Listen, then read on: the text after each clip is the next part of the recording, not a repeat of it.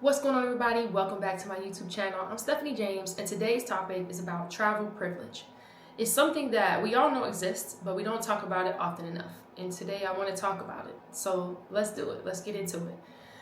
There's a bunch of different privileges when it comes to traveling, and we're going to talk about the different kinds of privilege that exist in the world today.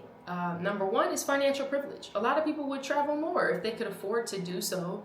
And I could even speak personally to my own story. I was 30 years old before I started traveling a lot in the way that I am now. And all of my 20s, I was working a corporate job at Frito-Lay. I worked 8 consecutive years, and I was doing a lot of saving, a lot of building, investing into portfolios, financial planning, all of that before I started to travel. And so I tell people, it's okay to take a jump and to take a leap, to take a risk, but you have to take a calculated risk. You have to make sure that you're planning and preparing for the things that you say that you want. And so I saved a lot of money before I started to travel. And not a ton, but like enough to be comfortable in that first year.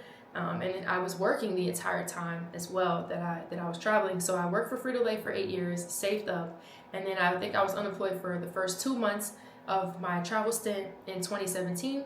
And then I started to work a remote job, which at the time I didn't pay as much as the job that I left, but it was something to supplement my living expenses as I was gallivanting around the world. And I think it's a privilege. It is a privilege to be able to afford to travel. And I also think there's a lot of things that veteran travelers know that maybe newer travelers don't, when it comes to like using cash reward cards, using points and miles, and building up these things. Like, this is money that you're going to spend anyway, and being able to repurpose it for another trip. And I'm not the expert on points. One of my homeboys, Ronnie, you can reach out to him or put in the comments. I can connect you with him. He teaches people how to use points and get rewards in order to be able to travel more. There's a lot of people that are experts in that. I don't claim to be, but I just know that that's also another way, another method to be able to travel more often if you don't have all of the financial resources to do so.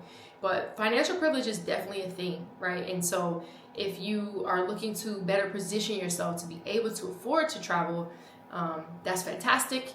And also knowing that, some people, their currency isn't as high as ours. Like, you can save and do all the things in Vietnam, but the Vietnamese currency isn't as strong as the dollar, as the euro, as the pound.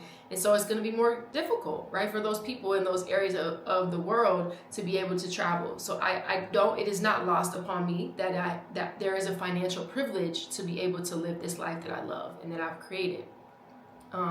Passport privilege is along the same lines, but it's another one, right, where nobody can help where they were born, who their family is, their parents are, but passport privilege is a real thing. Like, there's a lot of countries that they have to get a visa to go everywhere in the world. Visas get expensive, they're time consuming. Some of them take months, even years sometimes, to get a visa to go somewhere. And so it kind of discourages people or lessens the amount of people that are able to travel from that location that need visas. So passport privilege is a thing as well. Like, we talk a lot about our country and other countries that we're from, and what we do have to realize and admit is that the United States passport is a strong passport. It's a good passport to have. You can go to Europe and be in the Schengen for 90 days at a time with no visa. You can go to Georgia and live for a year with no visa. You can go to Estonia for a year and live with no visa. There's so many locations around the world that honor the United States passport, the Canadian passport, the Japanese and Singaporean passport are really, really strong. They're actually stronger than the US passport now. But understanding the strength of passports and passport privilege is absolutely a thing as well to be mindful of and be grateful for, depending on where you're from. Another one is racial privilege. There are locations in the world that maybe a white male can travel to and be received better than a black female, or a lesbian female, or an Arabic person, a Muslim, right? Like, there's places that you can go and you'll be better received depending on your race, your beliefs, your gender, your ethnicity. And that's just the truth. It's unfortunate. It shouldn't be that way. But we have to admit that the world can be that way. And there are parts of the world where you would be safer if you looked, sounded, acted, appeared in a certain way. And that's something that we also have to admit, that there are certain privileges depending on how you show up and how you identify in the world. Another one is time, right? Time is a big deal. Like for me now, I kind of feel like money is important. My salary is important. I do work full time, contrary to popular belief. I do work full time. Money is important. Money is a necessity in order to make ends meet and build a living. But time is equally, if not more valuable to me, because you have to have the flexibility in order to travel. You have to be able to have the flexibility. And then my job is unlimited PTO, which is unheard of. Obviously, you cannot abuse that, but I'm so thankful that I don't have to count my days or miss Christmas because I left this time or this. Like, be mindful too of like the time privilege. And if you have time and if you have flexibility in your work environment, then you have a privilege. You have an upper hand to be able to travel, to be able to dedicate that time to other things that you love or that you're trying to build.